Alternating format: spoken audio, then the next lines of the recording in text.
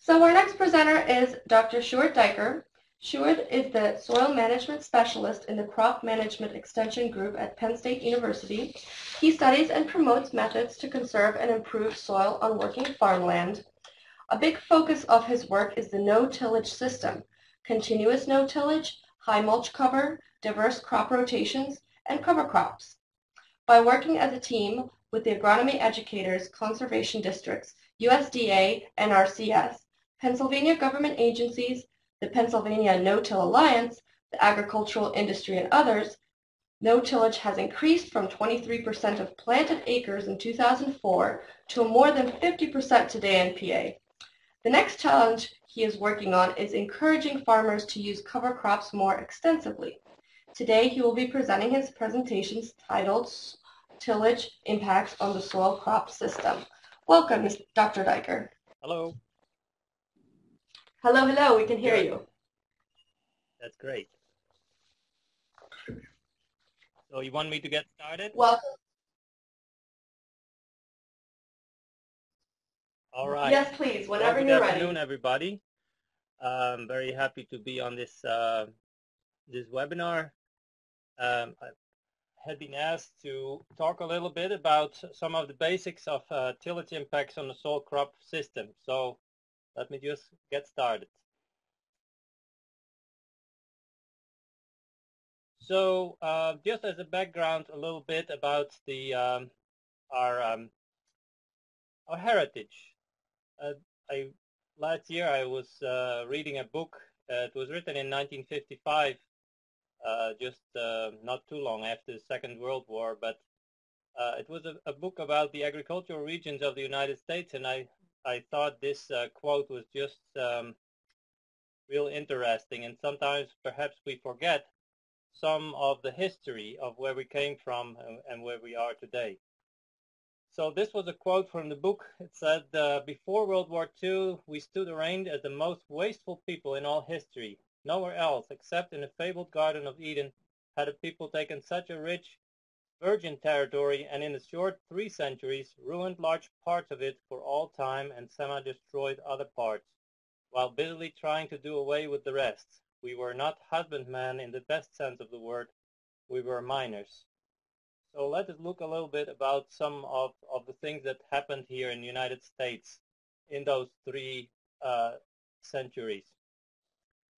The problem really was tillage, leading to a lot of soil degradation. Interestingly, as is indicated in this book, the tillage was often not very deep tillage. For example, the hoe or the disc, and then of course the moldboard. We usually point out that the moldboard is the culprit of all our problems, but actually a lot of the issues with soil degradation here in the United States started with very, very shallow tillage, especially in our forested regions, where the farmers were actually not using the moldboard as intensively as in some of the prairie regions. And then the other aspect of the problem was one-crop agriculture. In 1600s, that started with tobacco in the Chesapeake region. Then in around 1793, that moved to the south with cotton production, followed by corn in the 1800s and wheat in plains and the Palouse. So very much sources of our soil degradation were tillage and one-crop agriculture. So some of the results were that in the Chesapeake area, after 2 to 3 years, this was very typical of tobacco, and a few years of corn and wheat, farmers moved on to the new fields. So it was very extractive type of agriculture, and they left behind the fields that were depleted and eroded. It was estimated that the Potomac carried annually 1.7 billion pounds of dissolved nutrients and 470 million pounds of sediment to the Chesapeake Bay, while the James carried 3 to 4 million cubic yards from north of Richmond, and the Roanoke 3 to 4 million tons from the Piedmont. So tremendous soil erosion and also nutrient losses. Then that was followed by cotton in the south. In the south, soil degradation in continuous cotton took its toll. As a result, one of thousands of miles of gullies ran through the south, and in the southern Piedmont, average soil erosion was estimated at 7 inches on average. So you could see images like what I show you there on the right hand. The unreverted soil reverted back to brush, grassland, or pine plantations as cotton moved west. So even today, I lived in Mississippi for a little while, 6 months, and it was impressive, the poor kind of pine forest that you see there as you drive through the south. It was impressive to remember that once those were all cotton fields, but nowadays they are still often only in pine on those very degraded soils. And then in the Midwest, then the farmers moved to the Midwest. So we just started on the east and we went west. And in the Midwest, erosion took its toll as well. And so organic matter content was mined. For example, in the Morrow plots in Illinois, it was shown that in 50 years, I calculated 46,000 pounds per acre of soil carbon was lost in 50 years from the organic matter by combustion of the organic matter, releasing tremendous amounts of nitrogen, phosphorus, and sulfur. Of course, in the Midwest, we are blessed with tremendously productive and deep soils that can sustain a lot of abuse. So although soil erosion and nutrient losses were there, the effects were often only noticeable after a long period of time. And then the farmers moved to the further west even, and that was in the plains. And of course, we all know about the dust storms that happened in the 1930s, resulting in tremendous suffering and deprivation here in the United States of well, national proportions. 60% of the farmers in the northern plains first, they went bankrupt between 1925 and 31 due to soil degradation, drought, and reliance on only one crop, which was wheat. And then the Dust Bowl started in Oklahoma and north of Texas, resulting in 2.5 million people moving out of the plain states after those Dust Bowl years. 2.5 million, the largest people movement in the United States ever in its history. And then in the Palouse, 10% of the land lost its all topsoil, and 60% of the land lost a fourth to three-quarters of the topsoil. So you can see the heritage that we have here in the United States. So even today, soil degradation is still taking place. I have that picture there. It's taken by Ray Archuleta, actually. He sent it to me in December 2012. He was flying over Texas and looked at the tremendous dust storm that was taking place underneath the airplane. So it still remains a threat of national proportions, but now we have a different situation because we cannot move anymore to virgin lands like we did before. On the other hand, instead, the demands from the land will increase as we have a growing population, world population to feed, as well as also economic development that is taking place and people put more demand on the land. And so the roots of the problem that need to be addressed are still the same: shallow or deep tillage combined with one crop agriculture. So that is what I wanted to talk about a little bit. The need of the hour to eliminate the tillage conundrum, limit soil movement to eliminate tillage erosion, mulch cover to control water and wind erosion, mulch to increase infiltration and reduce evaporation, and I'll show you some research data to support these things. And then the second is to eliminate one crop agriculture. Sometimes we forget about this. It was not only tillage, but it was also extreme focus on only one crop.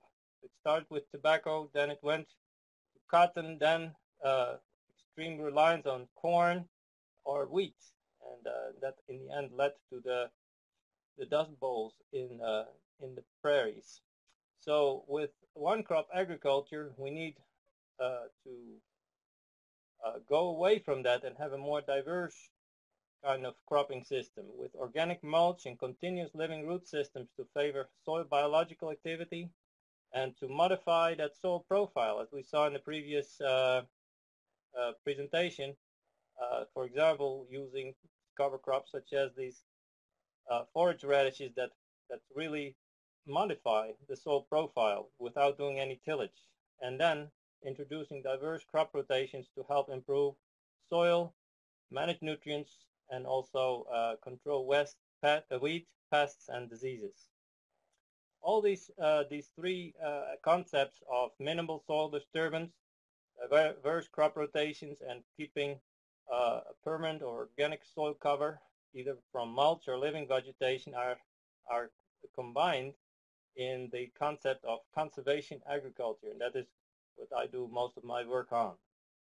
So let us first look a little bit at the effects of tillage. So this is a presentation I prepared just to give you some of the basics of what tillage does to some soil and crop aspects. So first of all, I wanted to talk about the effects of tillage on soil erosion. And some of you may already be all very familiar with these things, but this was a study done in Nebraska on a 10% slope, showing you the soil losses. This was a rainfall simulation study that take place after moldboard plowing, chisel plowing, or no tillage. And you can just see the dramatic reduction of soil loss using no tillage. Chisel plowing also led to a dramatic reduction of soil loss. And everything is really related here to the residue cover shown by the black line there. Residue cover is the one that really governs this soil loss by water. And you can see that in the case of chisel plowing in this study, there was corn residue. So there was still a lot of corn stover left even after chisel plowing. Therefore, chisel plowing reduced soil loss a lot respective to moldboard plowing. And of course, in no tillage, we had the most preservation of residue and therefore the lowest soil loss. This is basically conceptual, or our conceptual graph showing you the effects of soil cover, either by mulch or living vegetation, on soil loss. You can see that especially those first 30% of soil cover cut down on soil loss dramatically, about 70% reduction.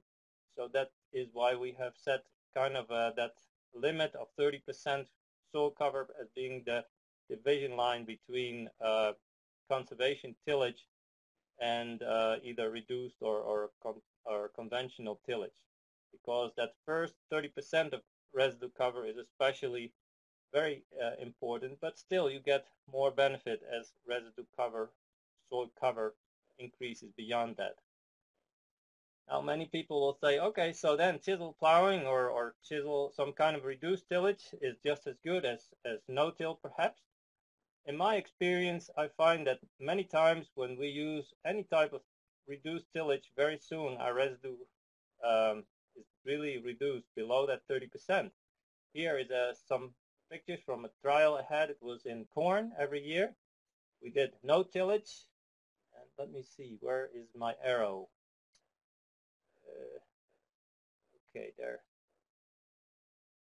This works. Can't see my pointer. Anyway, oh, there it is. See it here. Okay, so we have no tillage here. You see the residue cover is very good, more than 80% residue cover. But even after chisel disking, our residue cover was already reduced way below 30%. We also had a treatment with zone tillage, and even there, we did only in-row tillage with coulters. Already our residue cover was dramatically reduced. Of course, mobile plowing was the lowest and was less than 10%. But in my experience, when we start doing some little tillage, very soon already our residue cover will be reduced below 30%. And that is why we have really emphasized adoption of no tillage. you may have, well, we have a bit of a different perspective perhaps than in some parts of Maryland, because here in Pennsylvania, 60% of our cropland is highly erodible land, so erosion is a very important concern in our state, perhaps compared to some parts of Maryland. But from the erosion point of view, we really need to have that residue cover. Now, sometimes farmers will say, I do no tillage one year and then tillage another year. Well, that also reduces that residue cover, and sometimes you can still get substantial erosion, especially also because the tillage fluffs up the soil and makes that soil more sensitive to erosion, such as we see here. This was the previous year at least was no-tilled, but in this soybean field, the residue was also very small or very low. After soybeans, we typically have low residue cover, and so the erosion potential is substantial. If we then till in 1 year, for example, after the corn or before the corn, residue cover is reduced, and so our erosion potential is even increased, although in one particular year we might not do any tillage. Mulch cover is also very important for increasing infiltration. This is a study was done in Brazil. It's just a study showing you the general principles of mulch cover and the effects it has on infiltration.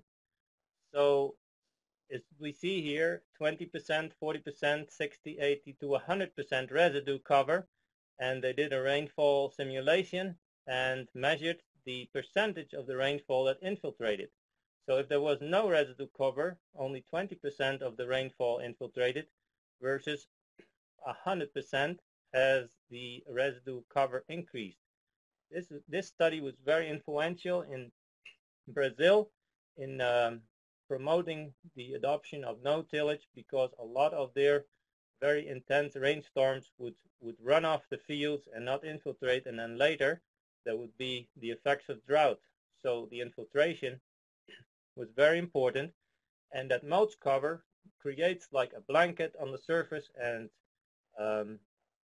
slows down the impact or eliminates the impact of the raindrops on the soil surface, which then reduces the sealing of the soil surface, and therefore it reduces the runoff, and the water infiltrates into the soil instead of running off. Of course, this also created tremendous erosion in these areas. But again, the mulch cover, and you can see that the mulch cover basically had the same effect irrespective of the type of tillage. Of course, when you do the tillage in practice, you would not have that residue cover because the residue has been incorporated. In this case, they put the residue on top of the soil to show that the main important factor was here just to have that residue cover.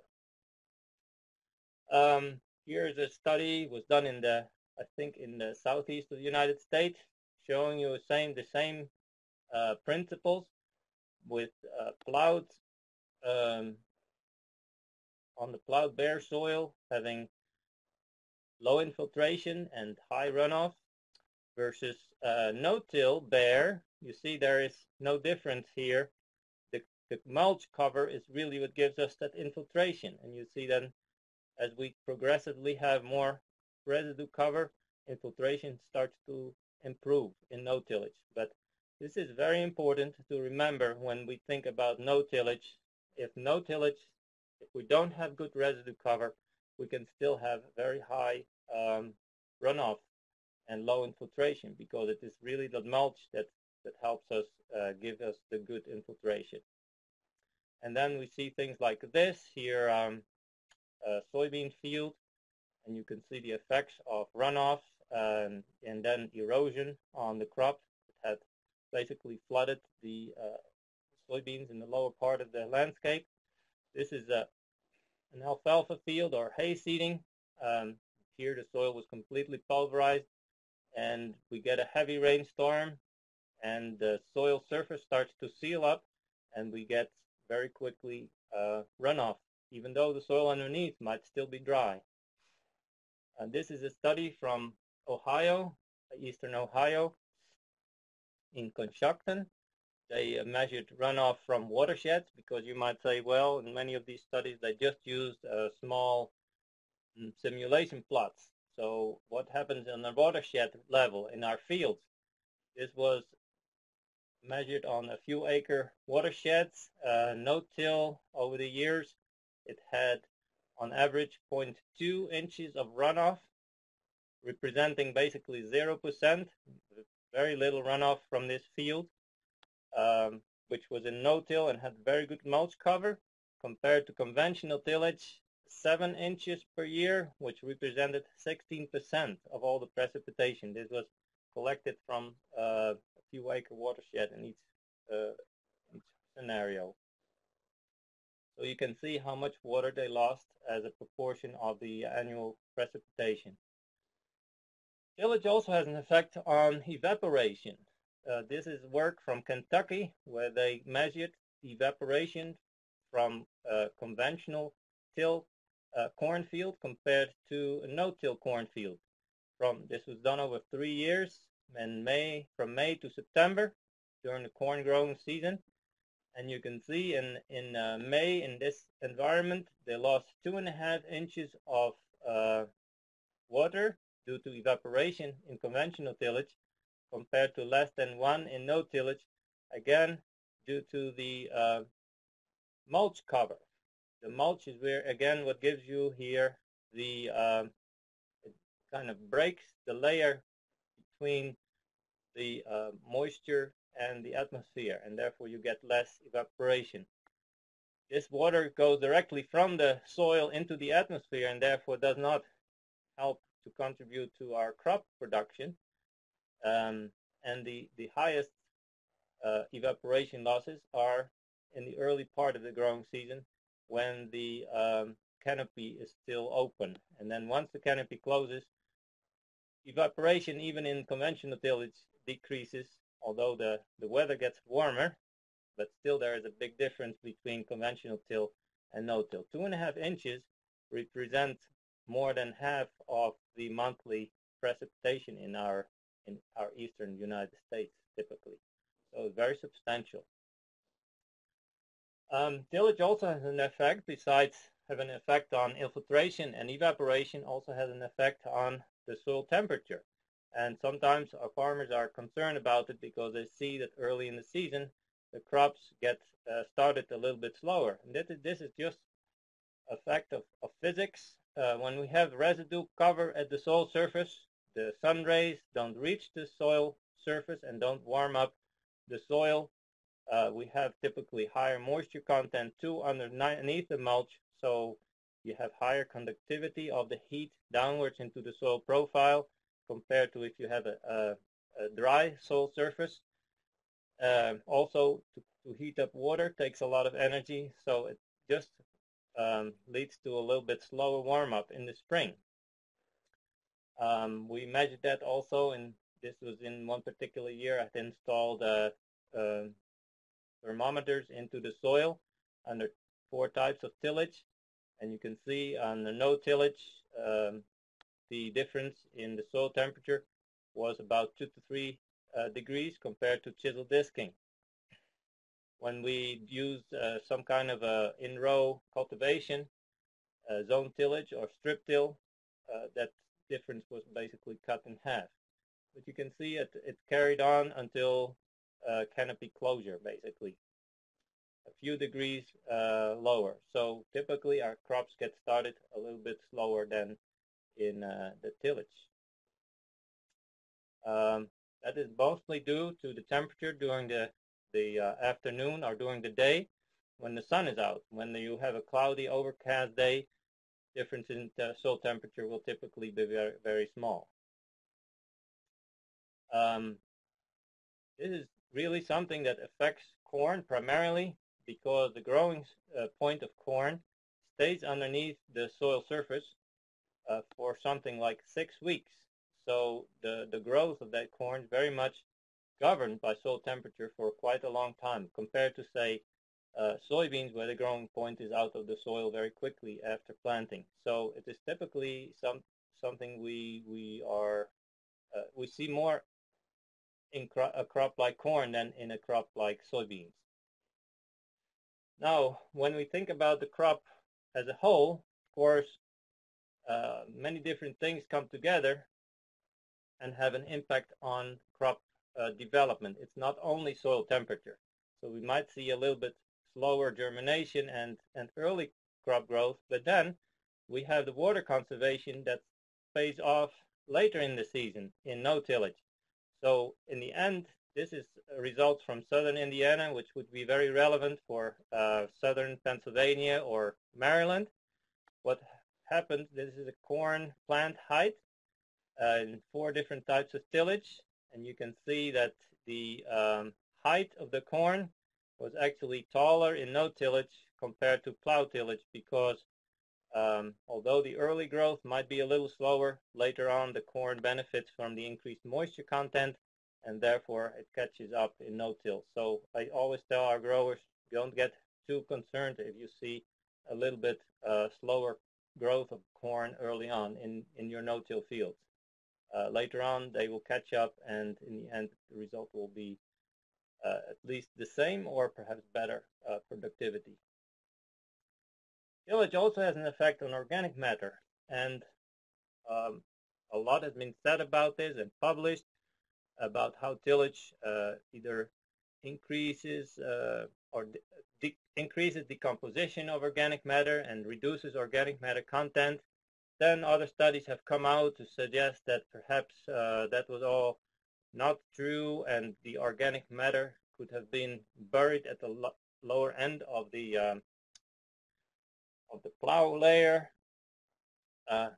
What is definitely something that nobody questions is that there is a difference in the distribution of the organic matter. So I usually focus on that instead of getting into all the controversy of does tillage really affect soil organic matter content if we look to, say, a 1 meter depth. Because I find that the soil organic matter at the soil surface is much more beneficial than if it has been buried to a certain depth in the soil profile. And here is the typical distribution of organic matter. In no-tillage, you see a very high concentration of organic matter close to the soil surface, and then a lower concentration in conventional tillage. Lower in the profile, perhaps it is the other way around. It depends a little bit on soil conditions and especially whether it is a heavy soil or a light type of soil. But when the organic matter is concentrated on the soil surface, that really is very beneficial because it helps to improve water efficiency by reducing runoff, increasing retention of water in the soil. Besides the residue cover, we also have there the improvement of soil aggregation, which also helps to improve water infiltration in no-tillage when we have that high organic matter content really close to the soil surface. Further, organic matter close to the soil surface also helps to improve nutrient cycling by slowing mineralization and immobilizing nutrients in organic fractions at that soil surface.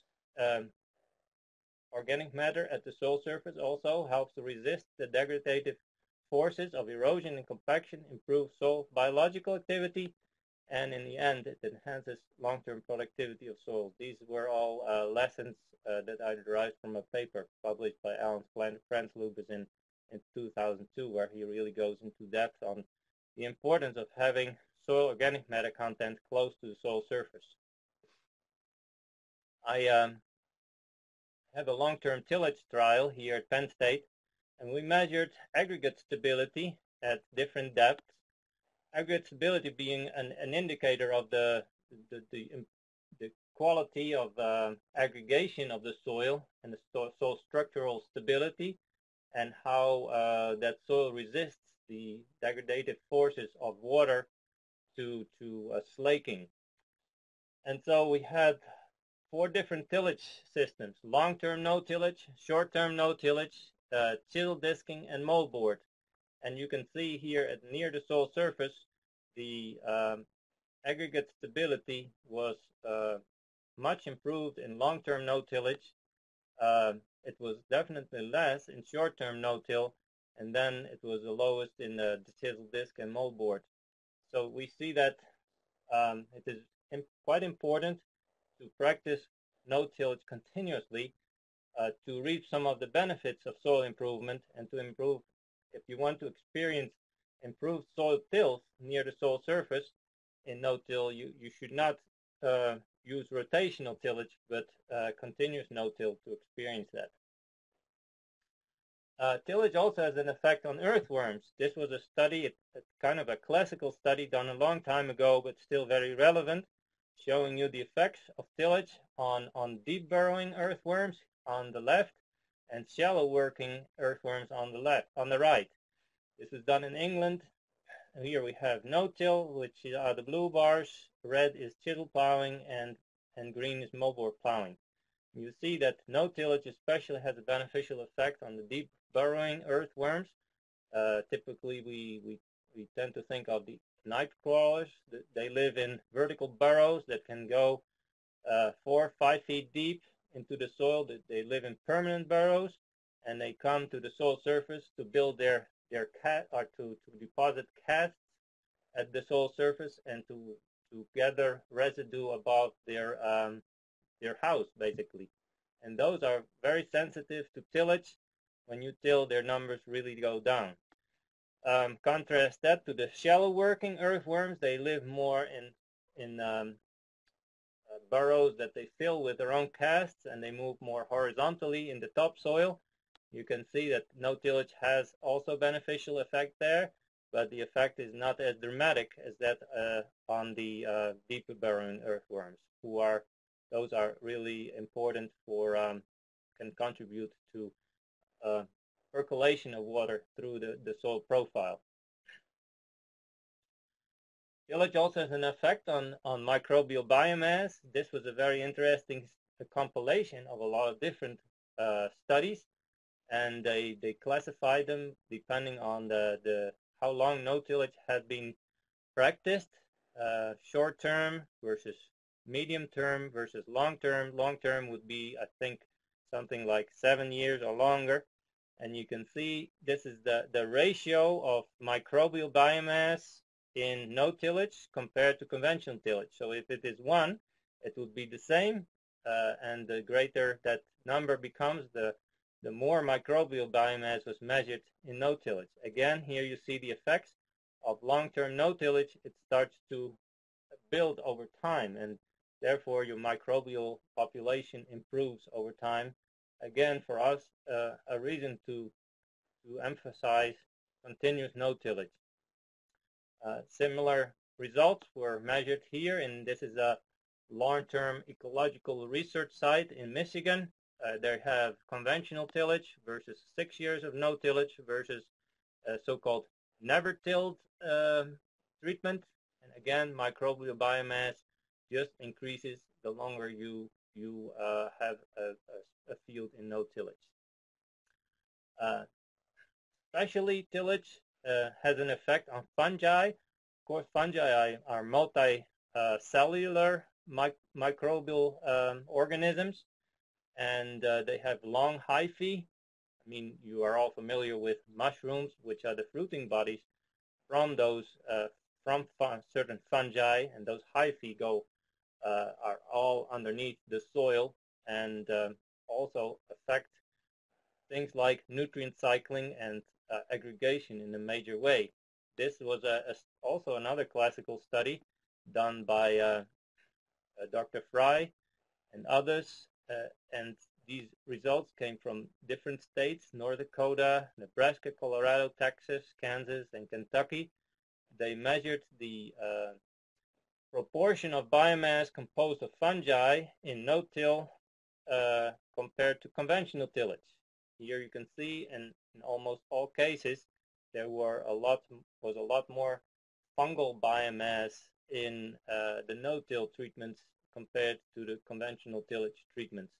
That tillage breaks up those hyphae and really does damage to those fungi. And I think you will be aware that fungi are very important for the breakdown of very recalcitrant organic matter, such as corn stover, especially to break down lignin.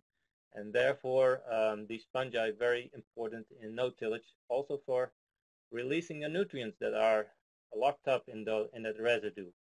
And so if you practice no-tillage over the long term, there will be more fungi.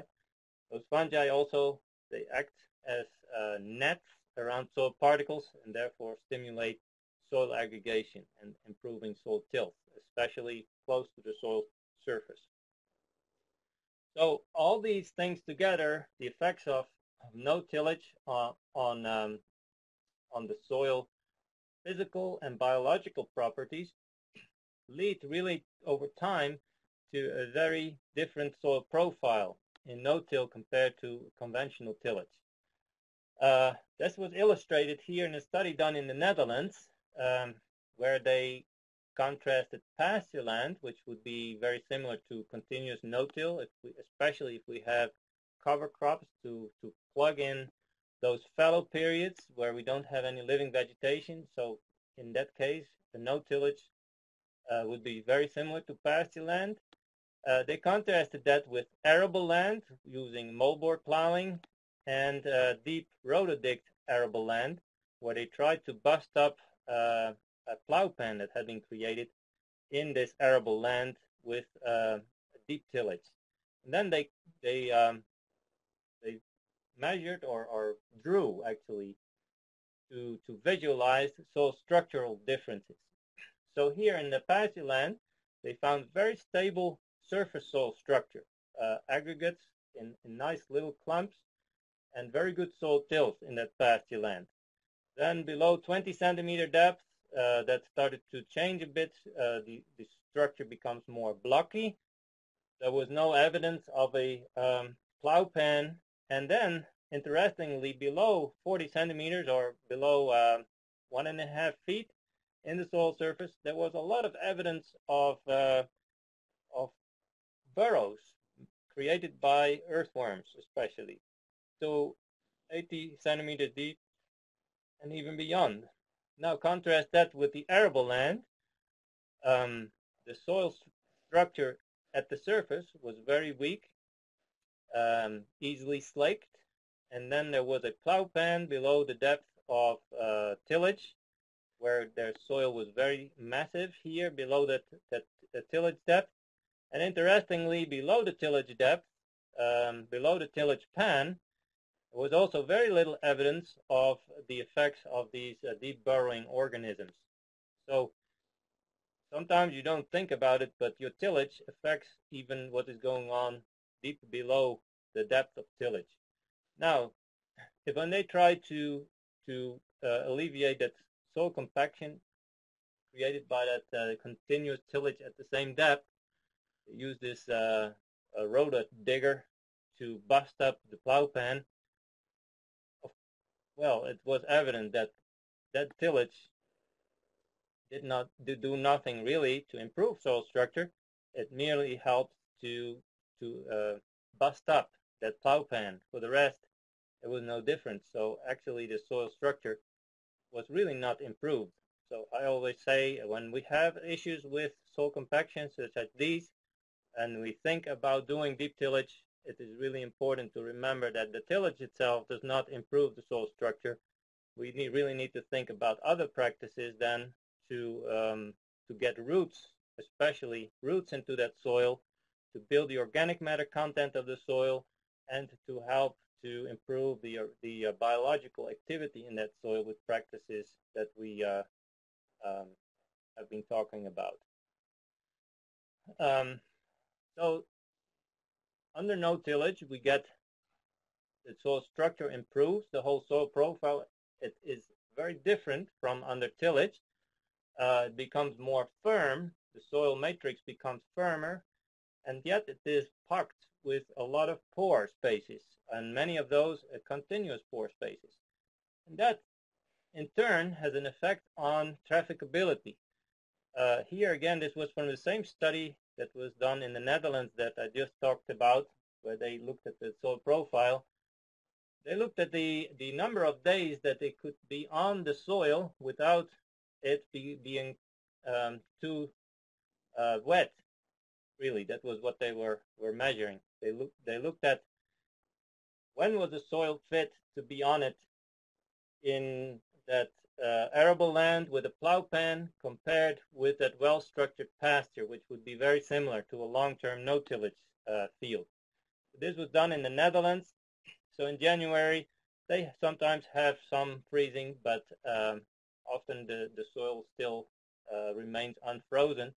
So it is not quite the same as for example, here in Pennsylvania right now, snow on the ground and been very cold last month. So the soil is frozen and you can get on it without a problem. In this case, of course, the soil was often not frozen. So what was the difference on that arable land with that poor soil structure? There were only about 5 or 7 days in the month of January that soil was suited for traffic, compared to more than 20 days on the well-structured pasture where the soil structure was very good. So our farmers are experiencing these things, and they find that when you have long-term no-tillage, your soil structure will be much better and trafficability will be a lot improved, facilitating your field operations and reducing soil compaction. I had the interesting experience. I had some long-term, or I had a tillage experiment where we looked at soil compaction in no-tillage and comparing that to compaction in tillage. We used a 30-ton truck to compact the soil. This was the type of indentations we got in our long-term no-tillage. This was with the worst. We tried to be on the soil at the worst time of the year in the spring when it was at its maximum moisture content, and we used road tires inflated to 100 psi. Really something that you really shouldn't be doing, but we just wanted to see what is the maximum damage that we can do. And you see, these tires even didn't sink in very much, only about 1 inch. Well, we had also 2-year-old no-tillage, so it had been deep tilled to about 17 inches 2 years prior, and you can see the indentations were quite a bit deeper, about twice as deep, 3 times as deep.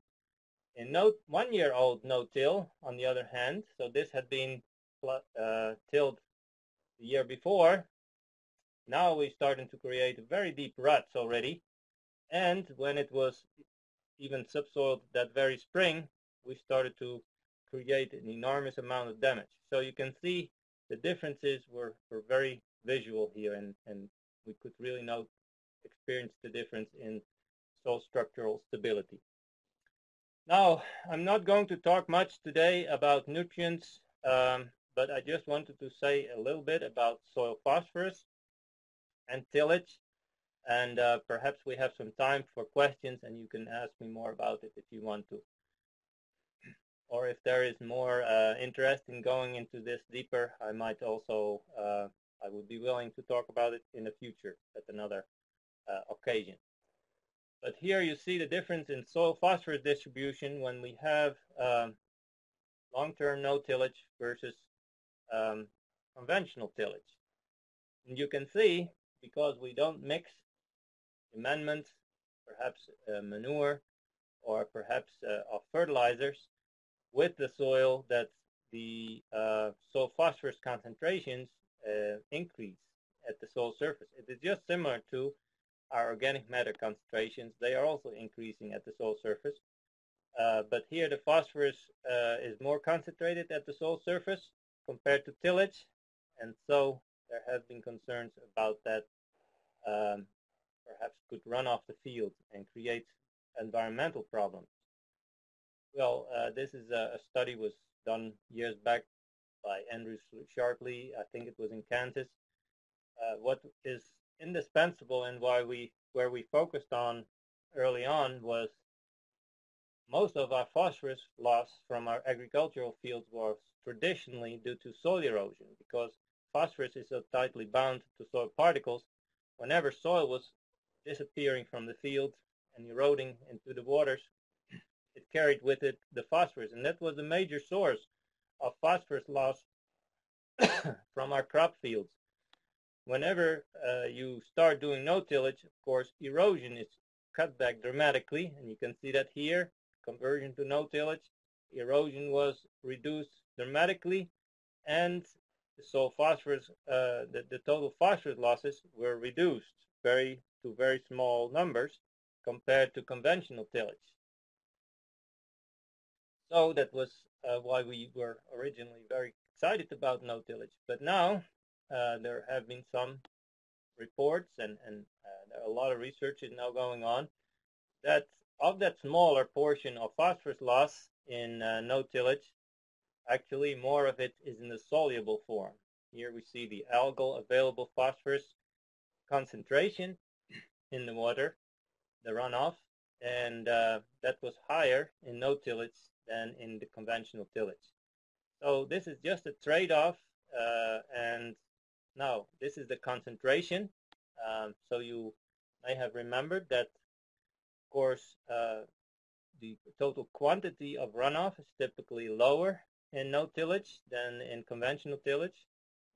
So the end result will depend a little bit on what is the effect of no-tillage on runoff and infiltration, as well as the effect of on erosion, and then the this more highly available dissolved phosphorus.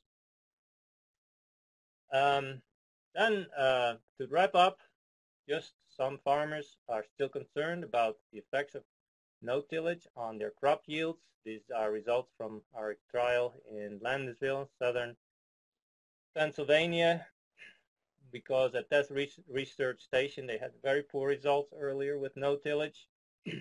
We redid that trial. That earlier trial was done in the 1980s. They experienced something like a 20 bushel yield reduction in no-tillage in the conventional till compared to no-tillage. We discovered all of that could be attributed to poor planting equipment. This time we paid special attention to having a good planter and good seed placement so that our seeds are placed into the soil and not dropped on the soil surface. What we found is the no-tillage yields were either the same as with conventional tillage, or they were actually starting to show some signs of being improved in no-till, especially when we had some drier conditions in the summer. We also experimented with zone tillage and strip tillage because of the concerns with soil compaction. Some people were saying that the yield reductions were caused by soil compaction in no-tillage. And so we thought if we do some in-row cultivation or tillage, that would alleviate that. But we have actually, in this particular limestone soil, we don't see any benefit to that in-row tillage. So we stopped that at a certain point because no tillage was performing very well for us. And some soils, some very heavy soils that are poorly drained, such as these Hoytville silty clay loams in Ohio, they have experienced some yield reductions due to continuous no-tillage. But that was really noticeable in continuous corn, so I'm not talking much about that today, the importance of crop diversity in our rotations. But this is just one little slide here to show you the importance of crop rotations. When they grow corn and soybeans in a rotation already, the yield reduction has been taken care of. Or if you grow it in a rotation with meadow, also that yield reduction has been really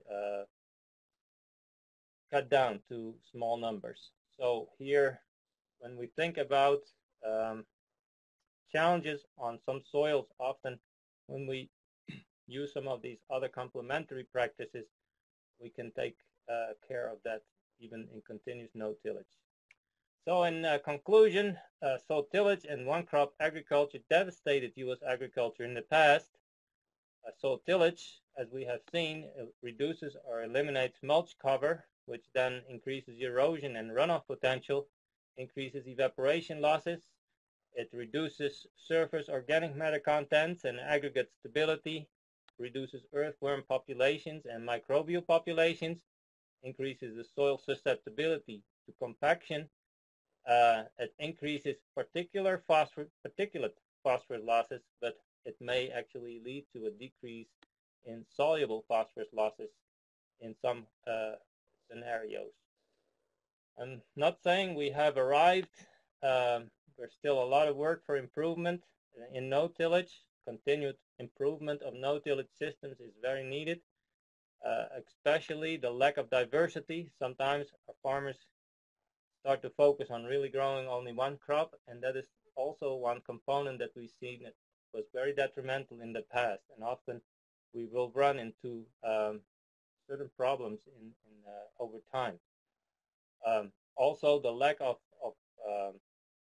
living vegetation during long periods of the year, sometimes 6-7 months of the year, there is no living vegetation in the field in certain crop rotations, is something else we feel needs to be addressed in no-till to improve our no-till systems.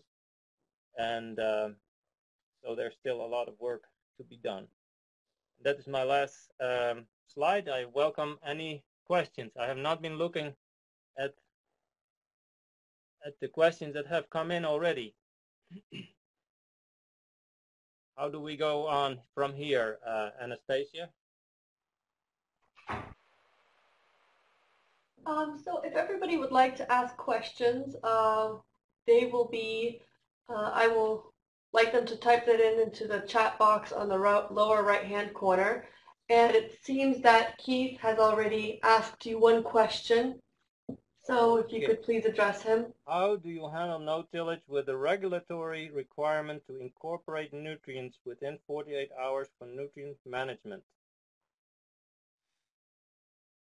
So this is something that has been instituted in Maryland, and we in Pennsylvania don't have this law.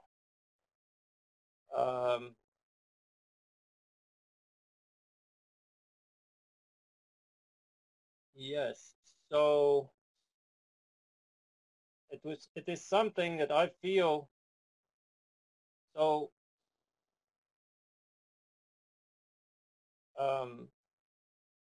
if we want to incorporate the nutrients into the soil, we have really focused on injection as a way of getting the nutrients into the soil profile. And that can be a practice that can be consistent with no-till systems. Does that make any sense?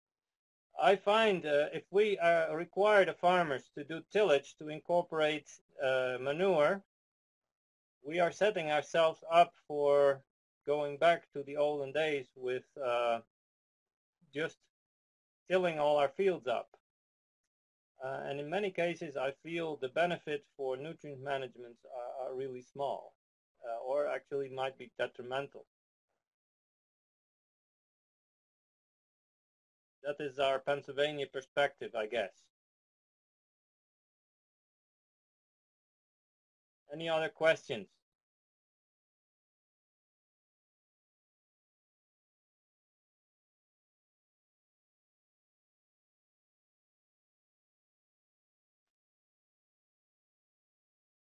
I guess we don't have a lot of, okay. Sure, there are multiple attendees right now typing questions. We'll probably just give them a minute to ask their questions. This presentation was really on the basics of soil tillage, and I have really I was focusing on more the soil physical and biological properties. I didn't quite, that was my assignment, I guess, so that is what I have been doing. Okay, let me see this question. Much of the manure that is applied is solid chicken litter. A chicken litter injector is still in development, but there is no good equipment for that practice yet. I agree. The solid chicken litter, to incorporate that is not easy.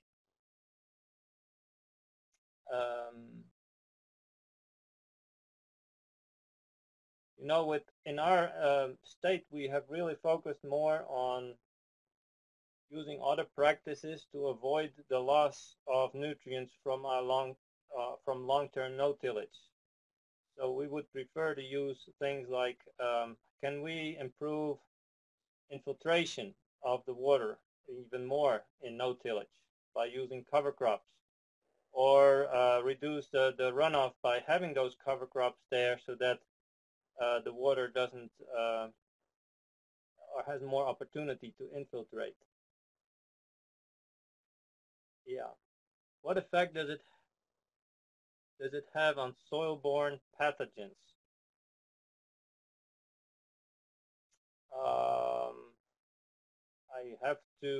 I cannot really answer that question. I don't really have enough information on that.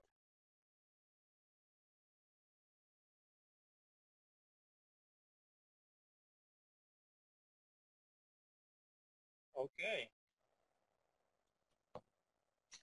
Well, thank you very much, Sjoerd. If anybody else wishes to ask a question, I'm going to go to the second set of polls